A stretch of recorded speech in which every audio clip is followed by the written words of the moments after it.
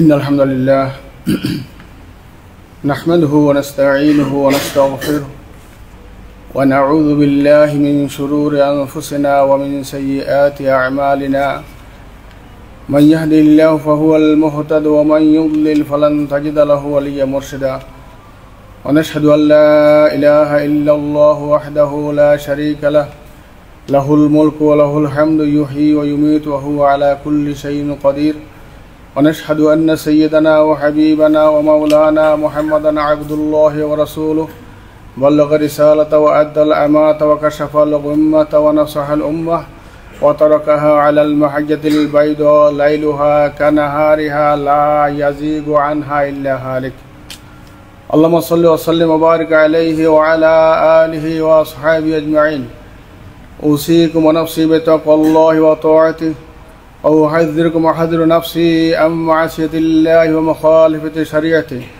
يقول سبحانه وتعالى يا أيها الذين آمنوا اتقوا الله حق تقاته ولا تموتن إلا وأنتم مسلمون ويقول سبحانه وتعالى يا أيها الذين آمنوا اتقوا الله وقولوا قولا سديدا يصلح لكم أعمالكم ويغفر لكم ذنوبكم ومن يطع الله ورسوله فقد فاز فوزا عظيما মহান সত্তা আল্লাহ সুবহানাহু ওয়া তাআলা দরবারে লাখ কোটি শুকরিয়া আদায় করি যে আল্লাহ রাব্বুল আলামিন আজ পবিত্র জুমার দিন মুহররম মাসের আজকে প্রথম জুমা এই জুমার দিনে আমাদেরকে আল্লাহ অত্যন্ত মেহেরবান করে আল্লাহর পক্ষ থেকে ফরজকৃত এই নামাজ জুমার নামাজ আদায় করার জন্য আমাদেরকে আল্লাহর রহমতের ঘরেই আসার তৌফিক দান করেছেন আলহামদুলিল্লাহ।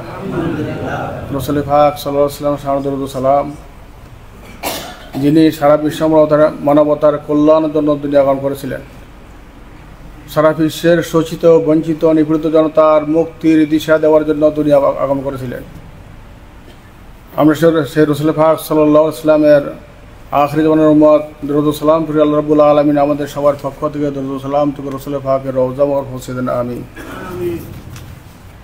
বলতে না বলতে আমাদের হিজরি মাস শুরু হয়েছে, আজকে প্রথম জুমা। প্রত্যেকটা বৎসরের সাথে প্রত্যেকটা বৎসর আমাদের থেকে বিদায় গ্রহণ করে আবার আসে। আল্লাহ সুবহানাহু ওয়া তাআলা আমাদের নিকট যে বৎসরগুলি পরিচিত, বাংলা নববর্ষ, ইংরেজি নববর্ষ এবং আরবি নববর্ষ যথা হিজরি, যেটাকে হিজরত আমরা বলে থাকি, হিজরি সন। আল্লাহ সুবহানাহু ওয়া তাআলা কোন সনের সাথে কোন বৎসরের সাথে সম্পৃক্ত রাখেন এই বিষয়টা আমাদের লক্ষ্য রাখা দরকার। যেহেতু আমরা আরবি মাস গুরুত্বই দিই, আমরা এখন গুরুত্ব দিই ইংরেজি মাসের সাথে, এটা অন্যায় না, কিন্তু যে যে বর্ষ যে হিজরি সনের সাথে আল্লাহর সম্পর্ক, সেই হিজরি সনটাকে আমরা গুরুত্ব না দিয়ে আমরা অন্যান্য সনকে গুরুত্ব দিয়ে থাকি। কোন সময় মুহররম মাস আসে আর যায়, মুহররম মাসের করণীয় বর্জনীয় কি, এই সমস্ত ব্যাপারে আমরা আদৌ চিন্তা ভাবনা করি না। ফলে অনেক সময় এই সমস্ত মাসগুলিতে চলা এবং আমল করার ব্যাপারে আমরা না জানার কারণে অনেক সময় উল্টা পাল্টা আমরা করে থাকি, সেটা আমরা আযাব ভোগ করে থাকি। আজকে আমরা যদি চিন্তা করি বাংলা নববর্ষ আমাদের জীবনে অতিবাহিত হয়, সেই নববর্ষের দিন আমরা কি করি, ইংরেজি নববর্ষ সেটাও অতিবাহিত হয়, কি করি আমরা? নাচ গান, অশ্লীলতা, বেহায়াফানা, এগুলোর মাধ্যমে সেই বর্ষগুলো আমরা উদযাপন করি আমরা মুসলমানেরাই। আল্লাহ আমাদেরকে হেদায়েত করুক। দিন সবগুলো আল্লাহর, মাস সবগুলো আল্লাহরই, কিন্তু আজকে যে হিজরি মাস 1 তারিখ, মুহররম মাসের 1 তারিখ আমাদের থেকে বিদায় গ্রহণ করলো, আমরা কি দিয়ে বিদায় দিয়েছি? আমরা নাচ গান কি হয়েছিল? অশ্লীলতা হয়েছিল? জুলুম নির্যাতন এগুলো হয়েছিল ওই দিনে? হয় নাই। কেন হয় নাই? যেহেতু এই দিনের সাথে মুহররম মাসের 1 তারিখের সাথে আল্লাহ সুবহানাহু ওয়া তাআলার সাথে সম্পর্ক। আমরা এই সম্পর্কে বুঝবো, আমরা বিভিন্ন কোরআন এবং হাদিস থেকে বুঝবো আমরা, আর সেই অনুযায়ী আমরা কাজ করার জন্য আমরা চেষ্টা করব। আমাদের জন্য গুরুত্বপূর্ণ বিষয় এই মাসগুলি স্মরণ করা। প্রত্যেকটা দিন, প্রত্যেকটা সময় হিজরি সন বিদায় গ্রহণ করে আমরা একটু চিন্তা ভাবনা করি না। আসলে আল্লাহ সুবহানাহু ওয়া তাআলা বলেছেন, ইন্না ইদ্দাতাশ শুহুরি ইনদাল্লাহি ইসনা আশারা শাহরা ফি কিতাবিল্লাহি। আল্লাহর কিতাবে নির্দিষ্ট করা যে আল্লাহর নিকট গ্রহণযোগ্য প্রতি বছর আমরা মাস হিসাব করি 12 মাস। এই 12 মাসটাই আল্লাহর নিকট গ্রহণযোগ্য। এটা আল্লাহর পক্ষ থেকে আল্লাহর কিতাবের ভিতরে আমাদের সামনে পেশ করেছেন। এটা আজকের নয়, এটা হচ্ছে ইয়াউমা খালাকাস সামাওয়াতি ওয়াল আরদ, আসমান জমিনের সৃষ্টির প্রারম্ভেই আল্লাহ রাব্বুল আলামিন এই 12টি মাস নির্ধারণ করেছেন। মিনহা আরবাতু হুরুম, এই 12টি মাসের ভিতরে 4টা মাস সম্মানিত মাস, যেটাকে আশুর হুরুম বলা হয়। জালিকুল কাইয়্যিম, এটা হলো আল্লাহর পক্ষ থেকে নির্ধারণ করা বিধান। ফালা তাজলিমু ফিহিন্না আনফুসাকুম, এই মাসগুলিতে তথা এই বিশেষ করে এই 4টি মাস সম্মানিত মাসে তোমরা তোমাদের নিজের নফসের উপর জুলুম করো না, আল্লাহ বলতেছেন। রাসূল সাল্লাল্লাহু আলাইহি ওয়াসাল্লাম এই আয়াতের ব্যাখ্যায় যে হাদিস বর্ণনা করেছেন, রাসূল সাল্লাল্লাহু আলাইহি ওয়াসাল্লাম আরও স্পষ্ট করেছেন যে মিনহা আরবাতু হুরুম সালাসাতু মুতাওয়ালিয়াত, 3টা মাস হলো ধারাবাহিকতা, যুলকায়দা, যুলহিজ্জা, আল মুহররম এবং রজব। এই 4টা মাস হলো আমাদের মুসলমানের জন্য সম্মানিত মাস। সব মাসেই সম্মানিত, এই 4টা মাস সবচেয়ে বেশি সম্মানিত মাস, যেহেতু আল্লাহ রসুল সাল্লাল্লাহু আলাইহি ওয়াসাল্লাম এই 4টি মাসকে বেশি বেশি সম্মান করেছেন ইবাদতের মাধ্যমে, আমলের মাধ্যমে। ইবাদতের মাধ্যমে সম্মান দিয়েছেন এই মাসগুলোকে। কাজেই আমরা যেহেতু আল্লাহর বান্দা, রসুল সাল্লাল্লাহু আলাইহি ওয়াসাল্লামের উম্মত, সেই হিসাবে মাসগুলিতে আমাদেরকে সেভাবে গুরুত্ব প্রদান করে এই মাসগুলি আমরা অতিবাহিত করার জন্য চেষ্টা করব। এই মাসের গুরুত্ব দিতে গিয়ে আরও বলেছেন যে ফালা তাজলিমু ফিহিন্না আনফুসাকুম, এই কথাটা বলে আল্লাহ রাব্বুল আলামিন আমাদের বলতেছে যে তোমরা এই মাসগুলিতে নিজের নফসের উপর নিজে কি করো না, জুলুম করো না, অন্যায় আচরণ করো না।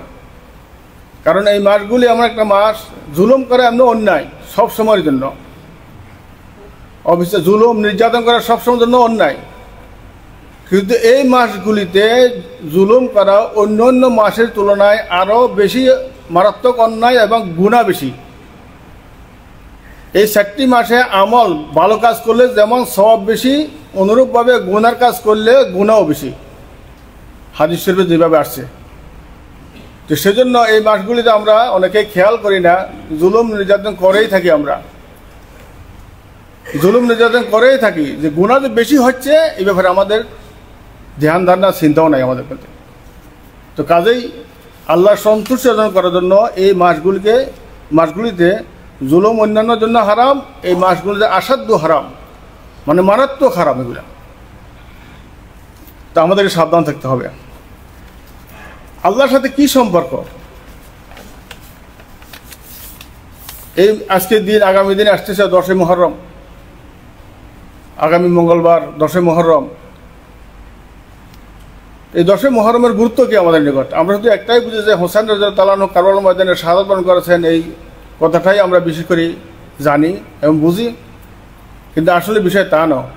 10ই মুহররম এটা অতীত থেকেই আল্লাহর নিকট এটা সম্মানিত দিন হিসাবে পরিচিত, এবং আল্লাহ রাব্বুল আলামিন এই দিনকে, এই 10ই মুহররমকে বিভিন্নভাবে গুরুত্ব প্রদান করেছেন। যেমন রাসূল সাল্লাল্লাহু আলাইহি ওয়াসাল্লাম যখন লামা কাদিমা মদিনা, যখন মদিনা গমন করেছেন, ফাওয়াজাদাল ইহুদিরা এই দিনেই এই 10ই মুহররমে রোজা রাখে। আমি সঙ্গেও বলতেছি কারণ মানুষ কষ্ট করতেছে গরমে, রোজা রাখে ইহুদিরা। তো রাসূল সাল্লাল্লাহু আলাইহি ওয়াসাল্লাম জিজ্ঞাসা করলেন, তোমরা রোজা রাখো কেন? তারা বলল, এই দিনেই মূসা আলাইহিস সালাম এবং বনী ইসরাঈল ফেরাউনের জুলুম নির্যাতন থেকে মুক্তি পেয়েছেন। ফেরাউনের অত্যাচার থেকে মুক্তি পেয়েছেন। আল্লাহ রাব্বুল আলামিন এই দিনে ফেরাউনকে ধ্বংস করে মুসা আলাইহিস সালাম এবং তার উম্মতকে নাজাত দিয়েছেন। এই জন্য ইহুদিরা, যেহেতু ইহুদিদের সাথে মুসা আলাইহিস সালামের সাথে সম্পর্ক, তারা এই দিনের সক্রিয় স্বরূপ রোজা রাখেন, রোজা আদায় করেন। তখন রাসূলুল্লাহ সাল্লাল্লাহু আলাইহি ওয়াসাল্লাম বলছেন যে আমরা তো মুসা আলাইহিস সালামের তাদের সাথে নিকটবর্তী, মুসা আলাইহিস সালাম আল্লাহর নবী, সেই জন্য আমরা তো নিকটবর্তী, কাজে আমাদের অধিকার বেশি, আমরা সেই দিনে রোজা রাখবো। রাসূলুল্লাহ ফাসাও মহ রাসূলুল্লাহ নিজেও রোজা রেখেছেন এবং অন্যকে রোজা রাখার জন্য আদেশ করেছেন। তো এই দিনে রোজা রাখা এটা নিয়ম, এটা আজকের নয়, এটা আগের থেকেই, 10ই মুহররমের গুরুত্ব আগের থেকেই ছিল। সুতরাং এই দিনে রোজা রাখার জন্য প্রথমে হাদিস আমি বলে দিয়েছি, রাসূলুল্লাহ বলছেন যে আফজাল সিয়াম বাদা রমজান শাহরুল্লাহ মুহররম, সবচেয়ে ফজিলতপূর্ণ রোজা হলো রমজানের পরে শাহরুল্লাহ, আল্লাহর মাস মুহররম মাসের রোজা রাখা। তার মানে 10 তারিখে কি রোজা রাখা, এটা আফজাল সোম, ফরজ রোজার পরে। এবং রাসূলুল্লাহ বলছেন এই রোজা রাখলে কি হয়, ইয়াম আশুরা ও আমার বিসিয়ামি। এবং রাসূলুল্লাহ বলছেন লাম্মা সুইলা আন সিয়ামি ইয়াম আশুরা, রোজা রাখার ফজিলত সম্পর্কে জিজ্ঞাসা করা হয়েছে। রাসূলুল্লাহ বলছেন ইউকাফিরু সানাতাল মাউদিয়া, অতীতের সমস্ত সগীরা গুনাহগুলো আল্লাহ রাব্বুল আলামিন মাফ করে দেন। সুতরাং একটি রোজা রাখার অনুমতি আছে, তবে একটি ইহুদিরা রাখতেন, এই জন্য তার বিপরীত সাহাবা কেরাম বলছেন যে ইহুদিরা যদি একটা দিন রোজা রাখে, আমরাও আরেকটা দিন বেশি রাখার জন্য প্রস্তাব দিয়েছেন। রাসূলুল্লাহ বলছেন আগামী বছর যে আমি যদি হায়াত যদি বাঁচতে পারি তাহলে 9 এবং 10 দুইটা রোজায় রাখবো। কিন্তু রাসূল সাল্লাল্লাহু আলাইহি ওয়াসাল্লাম আগামী বছর আসার পূর্বে দুনিয়া থেকে বিদায় গ্রহণ করেছেন। সুতরাং যাদের ইচ্ছা 9-10 একসাথে রোজা রাখার জন্য চেষ্টা করা, আর যদি সম্ভব না হয় একটা হলো 10 তারিখে রোজা রাখার জন্য আমাদের খেয়াল রাখা। আজকে এই দিন আমরা স্মরণ করি বেশিরভাগ যেটা হোসেন রাদিয়াল্লাহু তাআলা আনহুকে শাহাদাত করতে হয়েছে কারবালার ময়দানে, এজিদ এবং এজিদ বাহিনীর সৈন্যের দ্বারা আক্রান্ত হয়। এটা বিশাল ইতিহাস। কিন্তু আমাদের চিন্তা ভাবনা করতে হবে কেন এজিদ, যেহেতু একজন সাহাবীর পুত্র ছিলেন, সে কেন শাসক হয়ে নবীর নাতির উপর এরকম জুলুম নির্যাতন করলেন কেন, এগুলা আমাদের জানার প্রয়োজন আছে। কারণ আমরা যদি প্রয়োজন যদি মনে না করি, আজকে আমরা মুসলমানের অবস্থা এমন হয়েছে, অনেকেই 10 মুহররম পালন করি বিভিন্নভাবে, আঘাত প্রতিঘাতের মাধ্যমে, অনেক শোকের মাধ্যমে আমরা সেই দিনটি আমরা পালন করি। কিন্তু আমরা অনেক শাসক আছে, মন্ত্রী আছে, ভালো তারা মানে এই দিন উপলক্ষে মানুষের সামনে এই প্রশংসা করে, এজিদের বিরুদ্ধে তারা এই আপনার পত্রিকায় কিছু কথা লিখে দেয় এবং মানুষদের সব ফেস করে আমরা হোসাইন রাদিয়াল্লাহু তাআলার পক্ষে আছি। কিন্তু এরা আসলে কার্যকর্মে ওরা এজিদের কাজই করতেছে, এজিদের পক্ষে কাজ করতেছে, ইসলাম বিরোধী কাজ করতেছে। আর ইসলাম বিরোধী কাজ করা, এজিদও তো সে তো ইসলাম বিরোধী কাজ করেছিল। ইসলাম বিরোধী কাজ করার বিরুদ্ধে হোসেন রাদিয়াল্লাহু আনহু প্রতিবাদ করার কারণেই তো সে তার বিরুদ্ধে যুদ্ধ ঘোষণা করেছে। কিন্তু এই ইতিহাস আমরা অনেকেই খেয়াল করি না।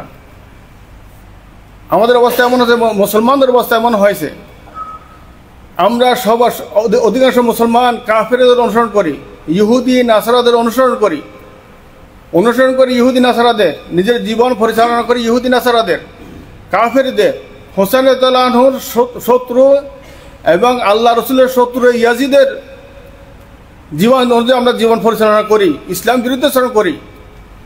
কিন্তু আল্লাহর কাছে দোয়া করি ফানসুরনা আলাল কওমিল কাফিরিন, আয় আল্লাহ আমাদেরকে কাফিরদের উপর জয়যুক্ত করে দাও। আমরা জীবন পরিচালনা করি কার পক্ষে, আর আল্লাহর নিকট দোয়া করতেছি কার বিপক্ষে? তাহলে আল্লাহ সুবহানাহু ওয়া তাআলা কি কিছু বুঝেন না যে আমরা একদিকে কাফিরদের পক্ষে কাজ করি, কাফিরদের সন্তুষ্টির জন্য ইসলাম বিরুদ্ধে আচরণ করি, আলেম আমাদের উপর জুলুম নির্যাতন করি, সব কিছু করি ইসলাম বিরুদ্ধে, শরীয়ত বিরোধী কার্যকলাপ করি, কিন্তু আল্লাহর নিকট দোয়া করে আল্লাহ কাফেরদের উপর আমাদের জয়যুক্ত করে দাও। এটা একটা নীতিহীন অনৈতিক একটা দোয়া আল্লাহ সুবহানাহু ওয়া তাআলার নিকট, যে আল্লাহকে আমরা নাউজুবিল্লাহ অনেকে পাগল মনে করতেছি, যে আল্লাহ মনে হয় কিছুই বুঝে না, যে আমি চলতেছি কোন পথে আর দোয়া করতেছি কি, মনে হয় আল্লাহ যেন কিছুই বুঝে না, নাউজুবিল্লাহ। সুতরাং আমাদের মুসলমানদের সাবধান হইতে হবে আজকে, আমরা কোন পথে চলতেছি, কার বিরুদ্ধে আল্লাহর নিকট দোয়া করতেছি। সুতরাং আমরা এজিদের পক্ষে কাজ করতেছি, আমাদের শাসন ব্যবস্থা সব এজিদের পক্ষে। শুধু 10 মুহররম আসলে হোসেনের জন্য আমরা শোক দিবস পালন করি, এগুলা আদৌ সঠিক নেই। এগুলোর উপর আল্লাহ রাব্বুল আলামিন বেশি অসন্তুষ্ট হন। আমাদের দেশে এক শ্রেণীর লোক আছে যারা আশিকে রসুল দাবি করে যে আমরা আশিকে রসুল, কিন্তু তাদের মাহফিলে হাতের ডানে বামে প্রধান অতিথি যারা থাকে, বিশেষ অতিথি, প্রধান অতিথি, কত অতিথি থাকে, সমস্ত অতিথিগুলো হলো রসুলের দুশ্মন, আল্লাহর দুশ্মন থেকে নিয়ে তারা আশিকে রসুল দাবি করা বা বলা, এটা কতটুকু শোভনীয় এটা আপনারা নিজেরা চিন্তা করুন। সুতরাং আল্লাহ সুবহানাহু ওয়া তাআলা সব কিছু জানেন, এই জন্য আমরা শাস্তি ভোগ করতেছি আল্লাহর পক্ষ থেকে, অথচ আমরা এই ব্যাপারে কোনো চিন্তাও করি না। সুতরাং আমাদের কার্যকলাপ, কথা এবং কাজে কর্মে ভারসাম্য থাকতে হবে, যে ভারসাম্য অনুযায়ী আমরা আল্লাহর নিকট দোয়া করলে আল্লাহ অবশ্যই আমার দোয়া কবুল করবেন। আল্লাহ আমাদের দোয়া শুনেন, আল্লাহ কবুল করেন। সুতরাং আমাদেরকে চিন্তা ভাবনা করতে হবে যে আমরা আল্লাহর নিকট দোয়া করতেছি, আমরা জাহান্নামের কাজ করতেছি, কিন্তু জাহান্নাম থেকে মুক্তি চাই। কেমন করে হলো? জাহান্নামের কাজ করতেছি হাজার বার, কিন্তু আমরা জাহান্নাম থেকে আল্লাহর মুক্তি চাই। আল্লাহ বুঝতেছে না আমি কাজ করতেছি কি আর দোয়া করতেছি কি। সুতরাং আল্লাহকে এমনটা মনে করা ঠিক না। আল্লাহ সব কিছু জানেন, ভিতর বাহির, অন্তরে। ইন্নাল্লাহ আলিম বিজাতি সুদূর, আমার অন্তরে কি আছে সব আল্লাহ রাব্বুল আলামিন জানেন। সাবধান আল্লাহ থেকে। সুতরাং আল্লাহ যেন আমাদের সবাইকে মাফ করেন, আমরা যেন সবাইকে সঠিক বুঝ যেন দান করেন, আমরা যেন আমাদের জীবনটাকে ইজিদের পক্ষে ব্যবহার না করে আমরা যেন হোসেন রাদিয়াল্লাহু পক্ষে যেন ব্যবহার করতে পারি, সেই তৌফিক আমাদেরকে দান করেন। আল্লাহ যেন আমাদেরকে কাফেরদের বন্ধু না বানিয়ে আমাদেরকে রসুল এবং রসুলের সাহাবীদের বন্ধুদের বানিয়ে রাখেন, এবং সেই অনুযায়ী আমরা যেন জীবনযাপন করে দুনিয়াতে বিদায় গ্রহণ করে কালকিয়ামতের ময়দানে আল্লাহ সন্তুষ্ট অর্জন করে যেন জান্নাতে যেতে পারে, আল্লাহ যেন সেই তৌফিক দান করেন। ওয়া আকুলু কাওলি ওয়াস্তাগফিরু লি ওয়া লাকুম ইন্নাহু তাওয়াবুর রহিম।